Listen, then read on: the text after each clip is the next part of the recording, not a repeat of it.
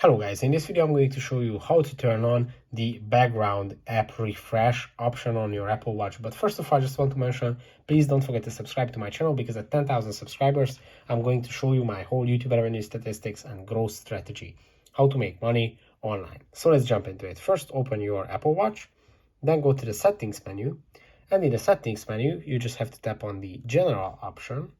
And in the general tab, you just have to scroll down a little bit and you will find the background app refresh option, and you can turn this on or off.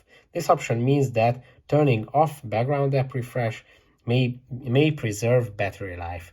If you've given an app permission to read background data, this setting also controls background access. Apps with complications on this current watch face will continue to refresh even when their background app refresh setting is off. So here you can turn on or off background refreshing options for each specific app on your Apple Watch. Wow, I didn't even realize that I have this many apps on my Apple Watch. That's it for this video. Don't forget to subscribe and see you in the next one.